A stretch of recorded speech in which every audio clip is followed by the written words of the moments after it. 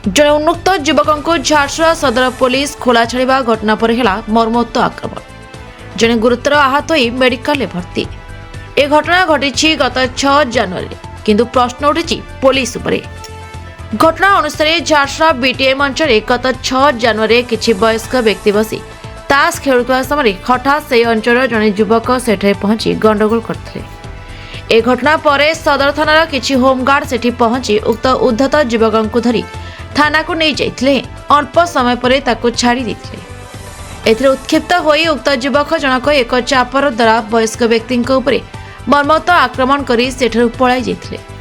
तेबे एथिरे गुरुतर व्यक्ति को झारसुगुड़ा मुख्य चिकित्सा कराଯାଇଥିବା बेले से संपूर्ण सुस्थ होई नाहांती। ए घटना पर झारसुगुड़ा सदर पुलिस उपरे प्रश्न उठिछि। पूर्वरु मध्य उक्त युवक उपरे अनेक मामला थिबा बेले कहा बଳରେ से पुलिस ठू खसी आसबार सफल होउछि बोली स्थानीय प्रश्न करछथि। एथिरे झारसुगुड़ा सदर पुलिस कार्य उपरे मध्य संदेह एवं प्रश्नवाची सृष्टि होछि। प्रसन्न राउत से शेष महापात्र बोली गोटे पिलाटे अच्छी से मत आक्रमण करथिला।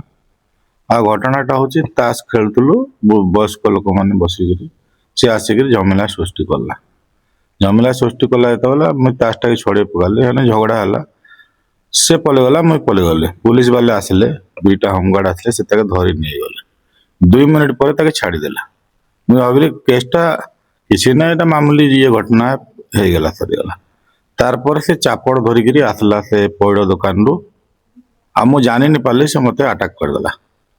क्षत जगार जगार 12टा स्टिच पाखापाखि पड़ी जाइए 2टा 3टा स्टिच। अच्छा जदी आपन के छोड़ा दे सर मते कई छड़े नहीं से तबले बोले से आपन को छाड़ी के पले गला कि से मुई तार हाथ रो छापटा से छड़े आनली से पले गला डरी गिरे।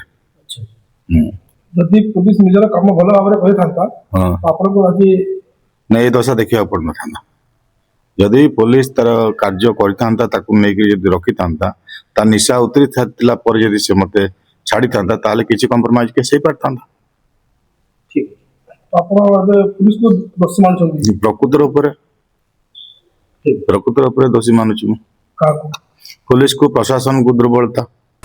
Bureau report the Republic Odisha 24 news.